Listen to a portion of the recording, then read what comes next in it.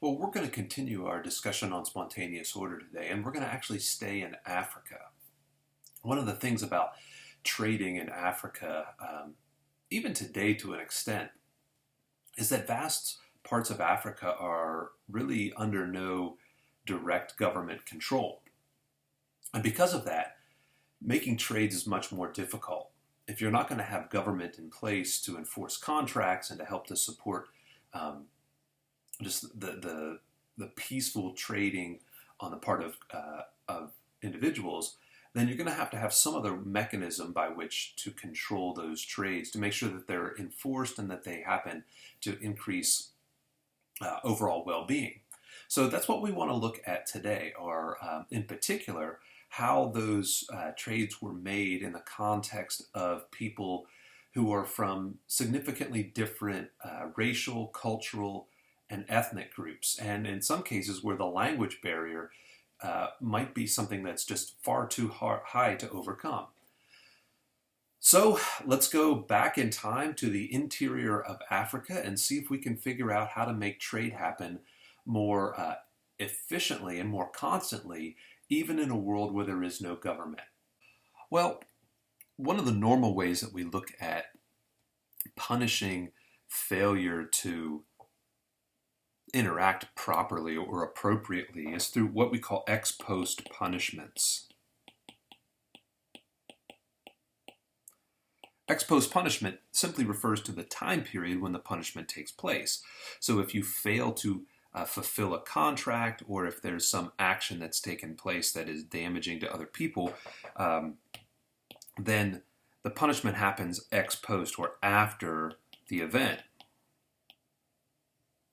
But in the case of Africa, in particular West Africa,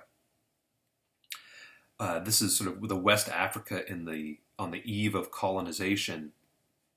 Those ex post punishments simply aren't practical because people are so far separated from each other. And there's this physical separation. So, here's Africa, and you might be conducting business here, and then a couple hundred miles away is where the other group of people are, and so you're just so spread out that that it doesn't make sense to have an ex post punishment because you have to trek all this way. There's a huge cost to going and enforcing any kind of punishment. So there's that problem, but there's also this problem, which sadly I suppose is something that we're becoming more familiar with. So first of all, there's the geographic distance that makes punishment impractical, but there's also what we call social distance, because some people simply have such differences in terms of their social relationships with each other, because the cultures are so very different that the punishment process, identifying and agreeing to punishment, simply isn't practical. Instead, what happens is that punishments are imposed ex ante, or at least we have ex ante signaling. And this idea of ex ante means that you're going to do this before the act. You're going to engage in this signaling so that you can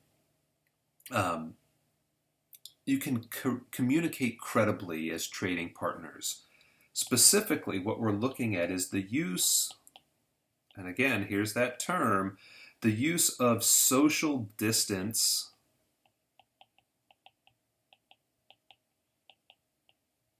reducing signals.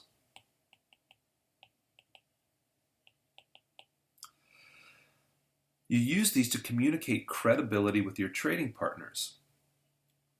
Basically, the way it happens, the way it works, is that you adopt customs and practices of those people you want to trade with.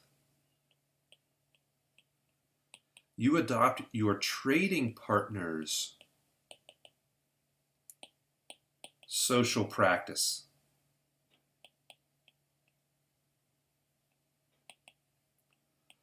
because they're used to those things.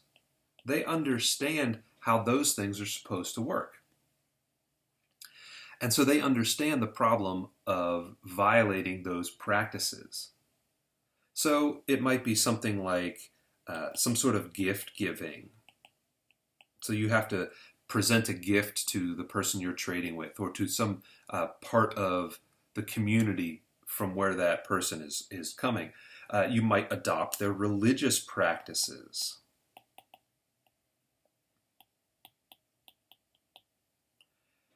You might agree to whatever the other group's dispute settlements are. And really what you're doing here is you are saying that I'm willing to invest in these costly signals. I'm willing to do things the way you do things. And because I want to trade with you, I'm willing to adopt these. And I wouldn't adopt them if I wasn't willing to trade with you and continue to trade with you. And you can recoup some of those costs through repeated interactions. So what you're doing is you're basically signaling to this other community that you're willing to invest in them.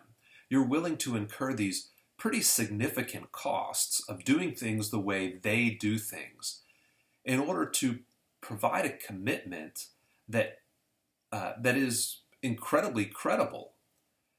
You're willing to continue to do things in a way that's costly, and maybe you can recoup those costs if you have continued interaction with these people. But that's really the only way to do it, because adopting someone's religious practices or agreeing to just the way they do things, that raises the cost to you to continue to trade with them. And we see this happen in these parts of West Africa, and these practices are adopted in lieu of any kind of government interference or government requirements. And it's only those people who are going to benefit from the transactions, from that cooperative behavior, who actually go through the trouble of investing in those things. So you're not forcing your own community to adhere to somebody else's practices. It's just the person who's doing the trading. People who are dishonest, people who kind of violate the agreements, they're going to be kicked out of those agreements before they have a chance to recoup the costs that they have incurred. So there's no incentive now for them to renege on any kind of agreement. And these pre-commitments to these to reduce this social distancing are incredibly effective ex-ante commitments and allow these trading agreements to commence in ways that ex-post punishment never could. All right, so let's take a look now at some of the things that come out of the book you've been reading, the Free Our Markets book, as it applies to spontaneous order. One of the first things that we learn about in spontaneous order is the price coordination principle.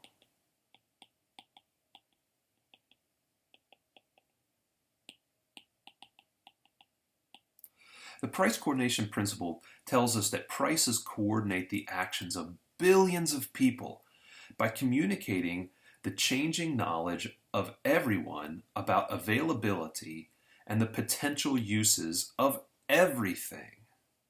Now, of course, this requires there are certainly some things we need to know about this price coordination mechanism. The knowledge that's needed to produce things is dispersed. That's one of the first things that we see. The knowledge required to produce things is dispersed. We read about this in the iPencil paper very early on in the class. How do you make a pencil? Well, nobody knows how to make a pencil. Nobody really knows how to make anything, because no person can know everything, nor do they have enough knowledge to to understand just the production process of even very, very simple things. The knowledge that's required to produce things is dispersed over tens or hundreds or maybe even thousands of people. And without that price mechanism, it's going to be very difficult for us to bring those interests of people into alignment. You're going to try to do the best you can for yourself. But in pursuing your own self-interests, you end up helping society. This is the idea, and I think we've mentioned this a couple of times in the class, the idea of the invisible hand. So you don't have the knowledge to make things, not make everything, and so you're going to require information from other people. In order to make yourself as well off as possible, you're going to have to end up helping society, and you're going to have to also end up accepting the help of other people in society. And this invisible hand is pushing us all together in this particular direction where everybody is benefited. Because movements are made by that invisible hand, no one is in charge when it comes to setting prices. If you try to control things, then the central process, the process itself is going to collapse because no one can know enough to make everything. And so this is the damaging result of any kind of a central planning committee or a central planning board who says, we know how to do things best. We have this particular plan. We're going to organize everything. We're going to move it in the right direction. Well, because that central planning board doesn't have enough expertise in how everything is planned, and they're trying to either push back against the invisible hand or ignore it altogether, there's going to be, if they're lucky, minimal failure, and most likely there's going to be immense and dramatic failure that takes place. So instead of having this central planning authority coordinate economic activity, coordination of economic activity occurs through prices. Prices are just such an amazing and important and vital tool of an economy because prices convey information about current belief.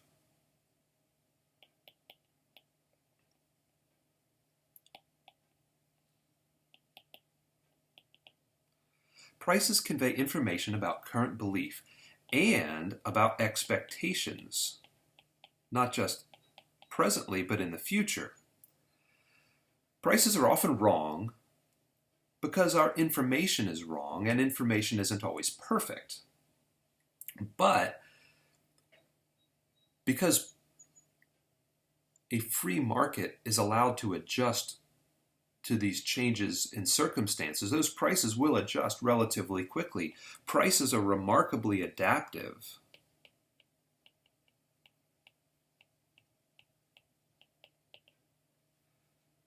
And once better information is collected, then those prices will change. And prices tend to change pretty quickly to reflect changes in information and changes in overall conditions. This is why firms spend so many resources collecting information. And the idea of big data is such an interesting one in terms of helping us to get prices set not only properly, but set properly the first time or more quickly. In a market, no one really sets the price. There's no price setting agency. And when governments try to set prices, when they try to restrict the movement of demand of the price mechanism, we see, and we talked a little bit about this in the context of price controls, we see that things can go badly very quickly. To effectively allocate resources, outputs,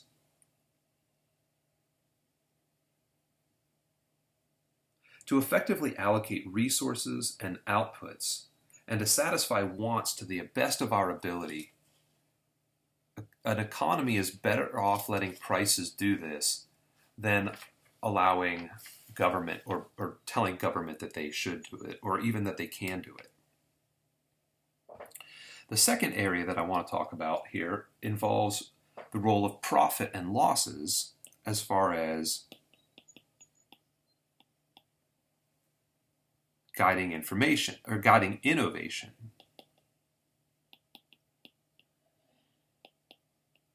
Profits and losses are just another set of signals.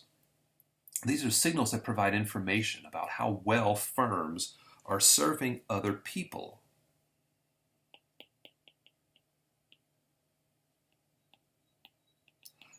How well are firms serving people? Or you could think about it this way: how well are firms doing? How good of a job are firms doing at doing what they're supposed to do? If the signals are interfered with, then resources are likely to be misallocated. We can essentially tell whether a firm is doing a good job at satisfying its customers, at providing things that people want, by whether or not they're earning profits. If they are earning profits, it means that they're using their resources efficiently by producing things that consumers actually want. We talked about this with the idea of consumer sovereignty. If consumers are not given what they want, if their lives are not made better by things like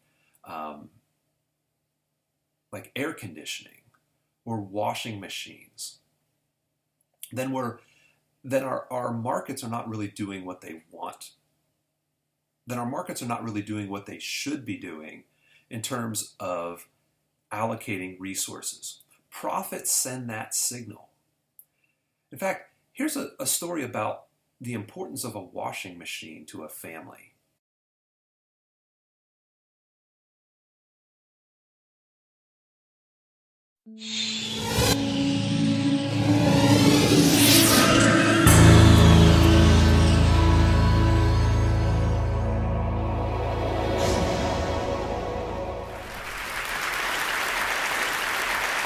I was only 4 years old when I saw my mother load a washing machine for the very first time in her life.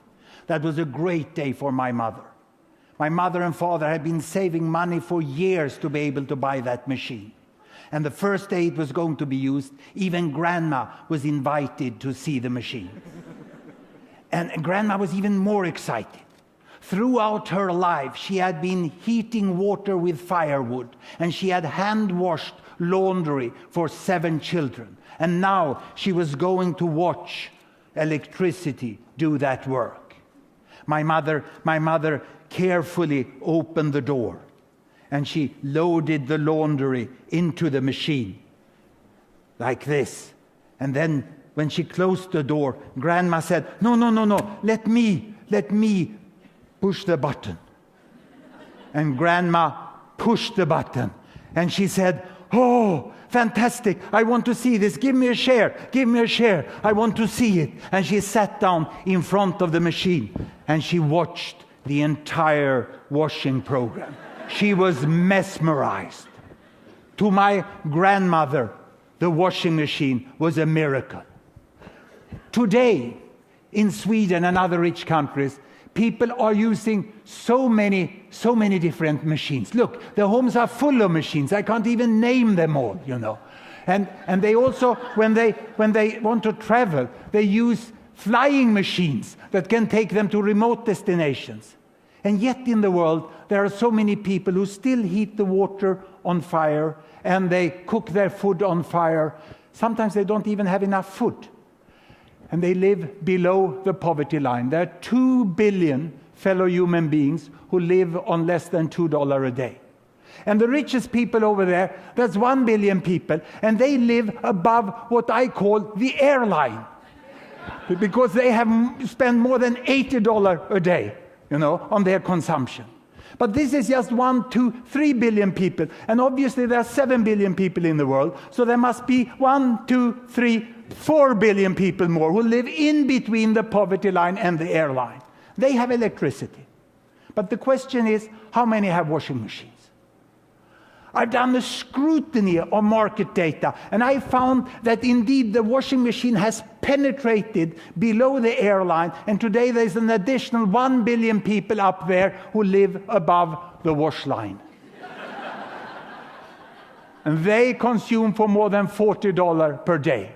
So 2 billion have access to washing machine, and the remaining 5 billion, how do they wash? Or to be more precise, how do most of the women in the world wash? Because it remains a hard work for women to wash. They wash like this, by hand.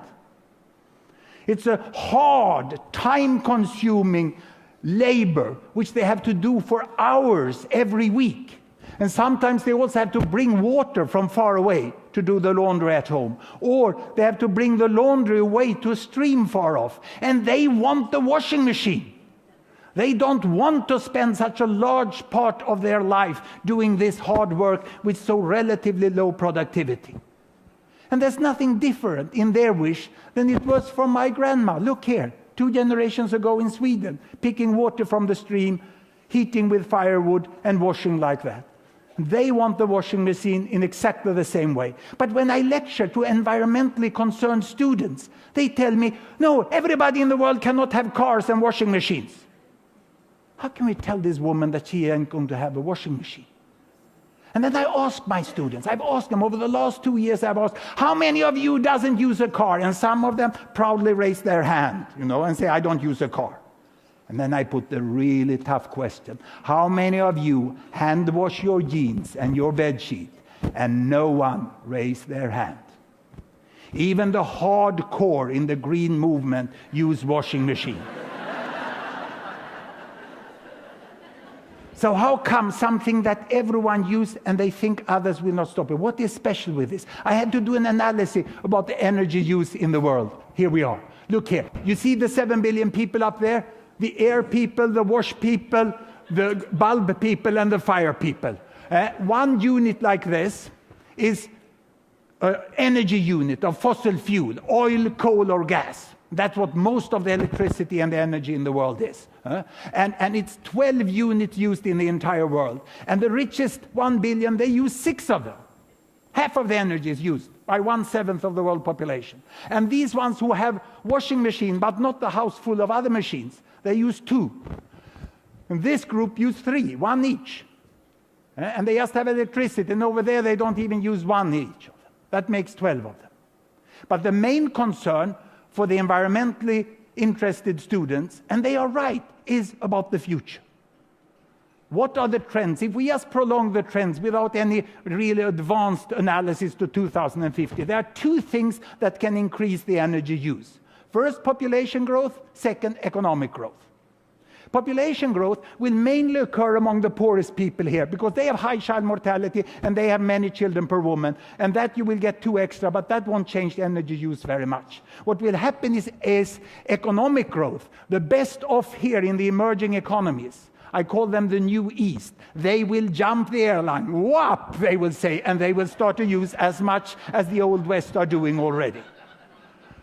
And these people, they want the washing machine. I told you, they'll go there, and they will double their energy use, and we hope that the poor people will get into the electric light, and they will get 2-child family, will have a stop in population growth, but the total energy consumption will increase to 22 units. And these 22 units, still the richest people use most of them.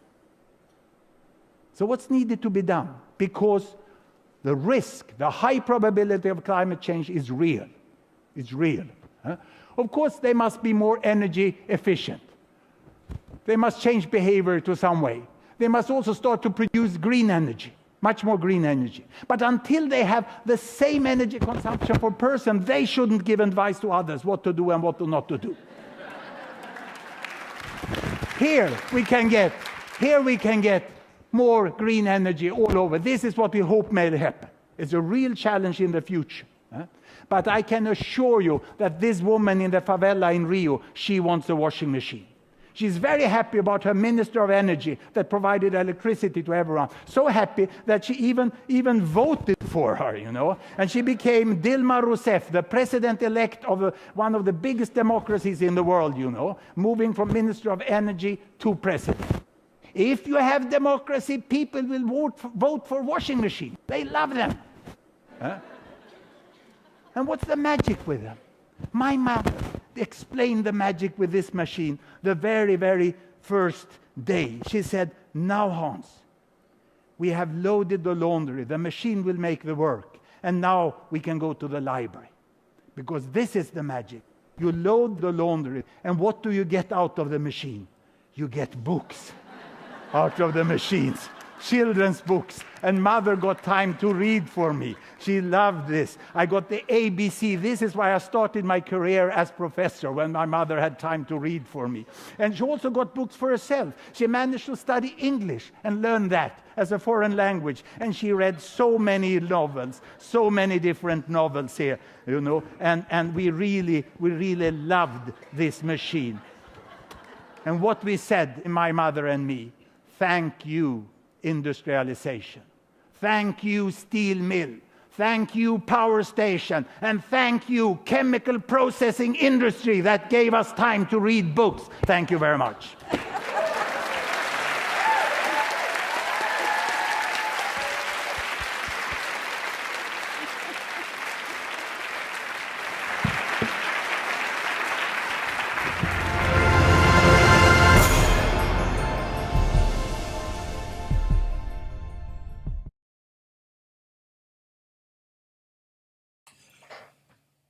That innovation of a washing machine was so important to the Rosling family. It allowed them to do things that they would never have the ability to do otherwise.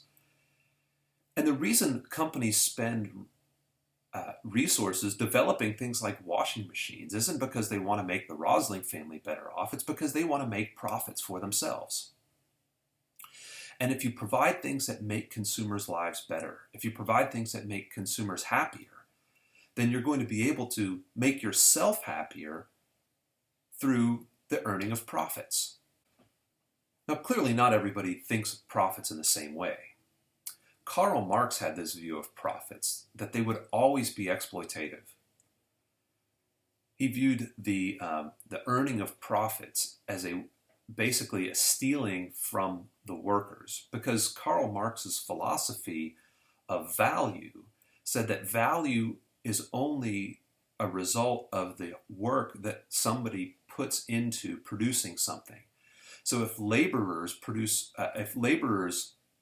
have a lot of work that's involved in producing something, and the owner of the capital receives profit, he must necessarily be taking it away from the worker.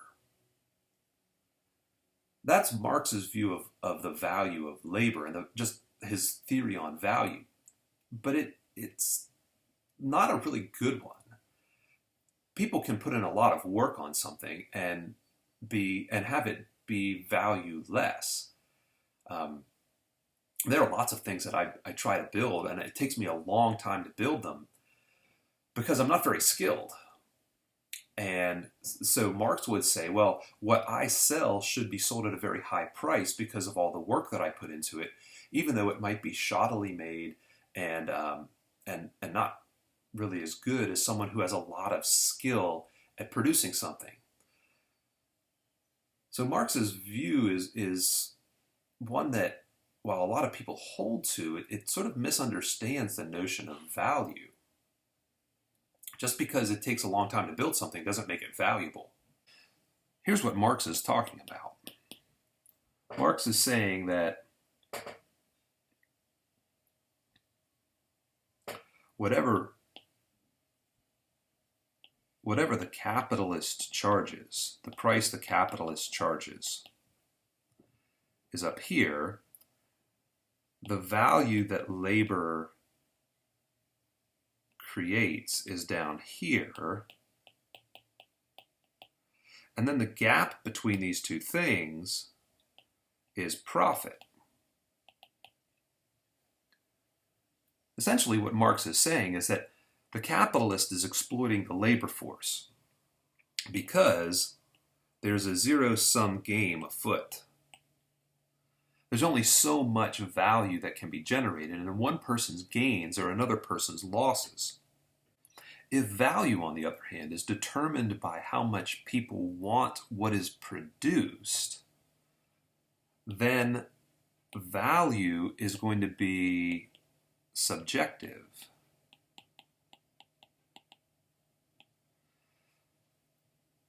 I'm sure you can think about things in your life things that you have seen other people buy that you wouldn't have given, 2 pennies for. People look at goods and they say that there's some subjectivity in value. And if that's the case, that when profits are earned, it's because the producer has made something, sold it at a price above cost to someone who valued the good at least as much as the price they paid, and probably more. When value is subjective, there's a real possibility that both parties can benefit from a transaction, and as a result, there's a positive sum game here. Wages are agreed upon prior to any profits being earned. Wages are assigned before profits. So there is this voluntary exchange between employer and employee. That voluntary exchange is just something that is part of normal transactions. And because it is voluntary, then both sides can agree to terms, and if they don't agree, then they can walk away. The voluntary exchange implies that both sides are made better off here at the production level. So this is going on at the production level. With subjective value, we're talking about what's going on at the actual sales level, which are really two different things. So we can have positive sums generated through the sales. We can have actually positive agreements, beneficial agreements that occur because they're voluntary at the production level. What Marx is saying is that, Marx is basically conflating these two things. He's saying that wages should not be assigned until after the value of something is determined in the marketplace, and that's just nearly impossible. Because of the way we assign profits after the fact, after the wages are agreed upon, then larger profits are sending a signal that there is more value being created through the production process. Companies like Amazon and Apple, they actually create value. And we know that because of what people are willing to pay. So what can be done to improve people's standards of living?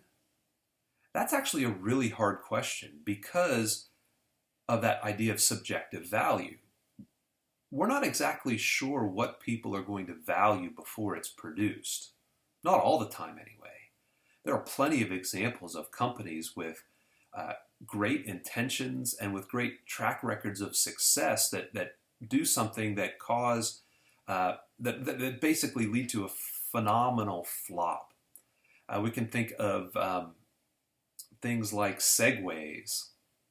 These were I remember when Segways came out, we were being told this was going to change the world. One of Apple's early colossal failures was the Lisa computer. We can think about things like just giant movie flops. Think movies that are produced that production houses are sure are going to make billions of dollars and don't even cover the costs. Things like the Green Lantern movie and and Johnny Depp in Lone Ranger. Those movies lost hundreds of millions of dollars when it was assumed that they would be incredibly profitable. There's lots of products on the dust heap of history, a dust heap of innovation. Even the old Atari system produced a game that was supposed to be the most phenomenal game ever. Based on the movie E.T., it was just a no-brainer that this was going to make just huge amounts of money for the game developers and for Atari, and it almost bankrupted the Atari company because the game was so horribly produced. To bring order to the chaos of markets, we have to have profits. Companies like Tesla, companies like SpaceX, companies even like Netflix have to at some point earn a profit. Otherwise, there's not going to be any reason to continue with those companies. And they can only earn profits if they price products at levels consumers are willing and able to pay. But also, they have to produce products that consumers actually want. In this great world of chaotic bedlam, it's the profit that guides producers to making things that are going to benefit them and benefit their consumer base. That's where the order comes from. The market is really spontaneously ordered because there's no governmental agency that's dictating who makes what in terms of product and who makes what in terms of profit. It's this mysterious working of the demand and supply in the market structure that creates and elicits the response that leads to efficient outcomes. So profits help to promote 3 types of discoveries. One of those is to move the known resources to known uses.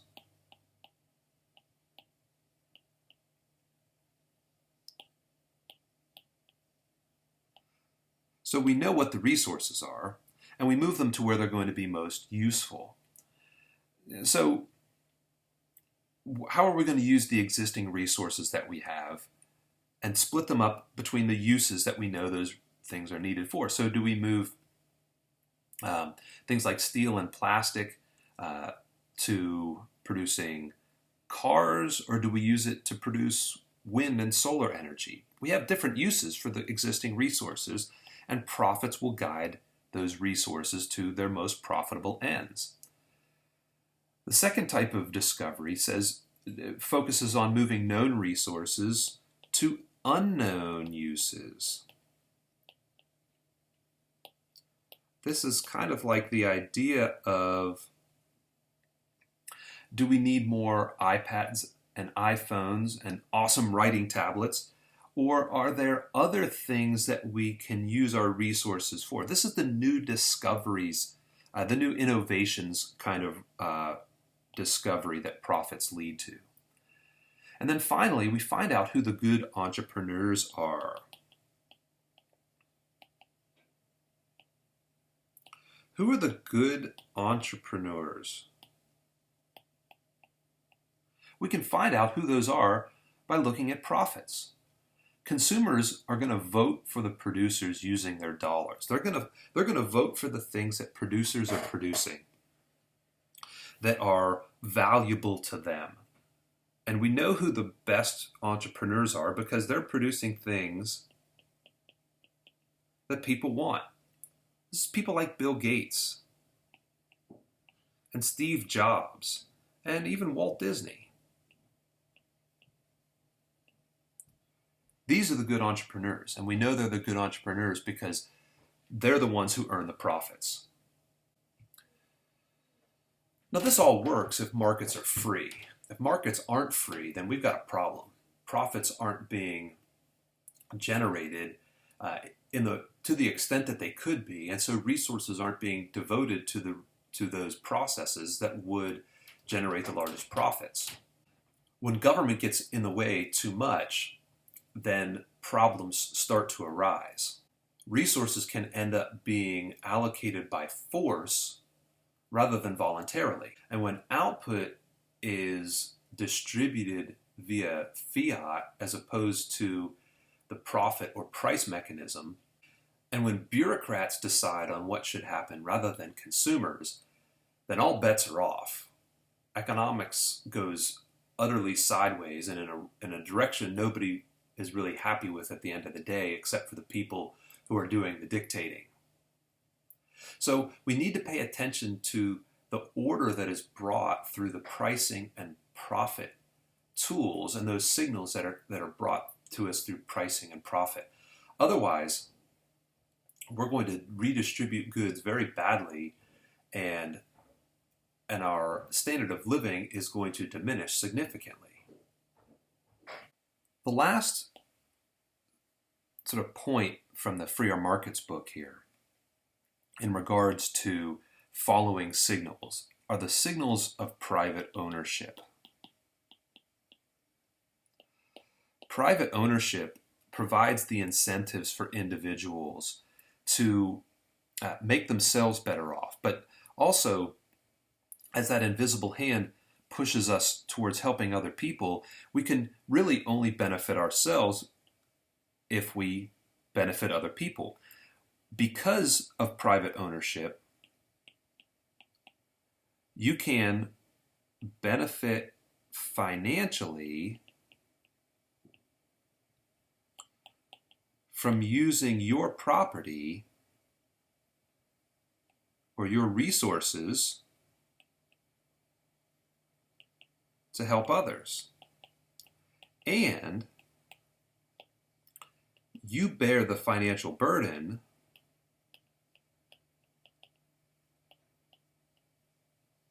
of misuse of those resources.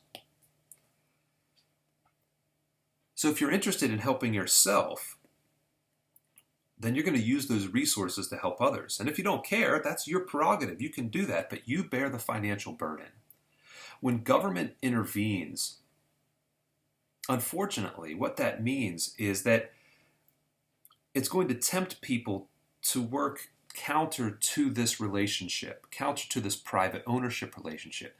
Government intervention tends to tempt people to benefit themselves at the expense of others, whereas private ownership and minimal government intervention in markets moves people to benefit themselves and other people, so there's a joint sort of positive sum game through the exchange of resources.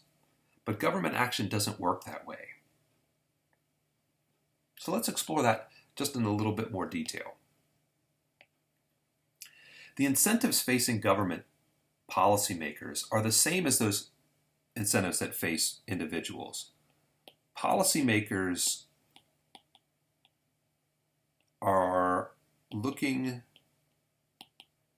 to increase their own well-being. This is one of the premises of that school of thought that I talked about a little while ago, the public choice school. Public choice thought says that there's no reason for us to presume that policymakers are going to act any differently than people in the private sector. They are utility maximizers. And so when policymakers are debating policy, there is that component that we have to pay attention to that asks the question, why are they passing these policies? What is the benefit to them from passing the policy?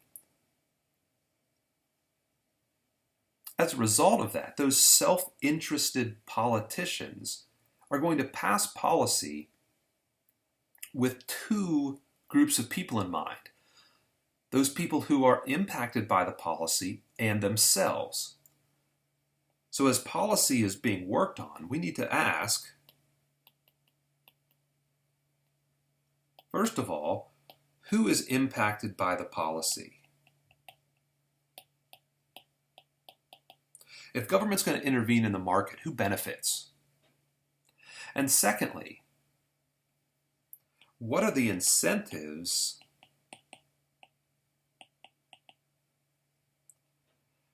that are faced by the groups affected by the policy?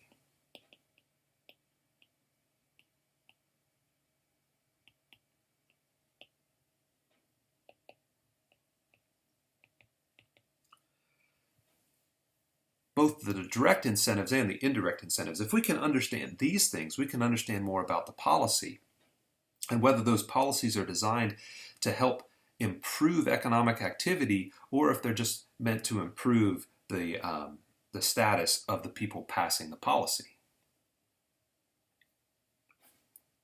Now, that's a pretty pessimistic view of the world, but public choice scholars are fairly pessimistic, especially when it comes to the public sector, because they view those public sector people just like everybody else, as utility increasing and utility maximizers. They are people who want to do the best for themselves. And sometimes being in those positions of policymaking can lead to outcomes that might improve the position of the policymakers at the expense of the rest of the economy.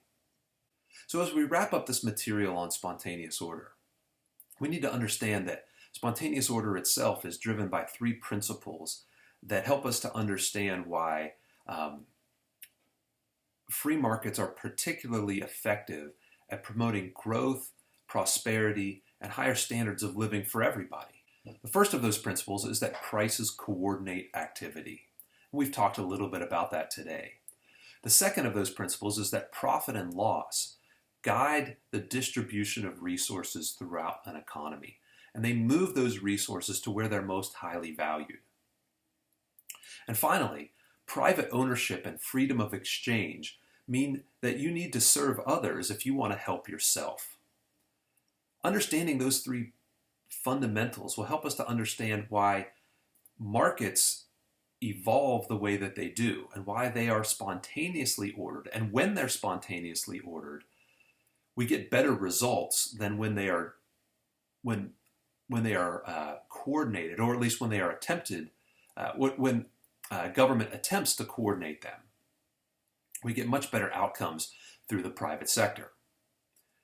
The more interference there is with a market, the less effective those markets are in helping people to deal with scarcity.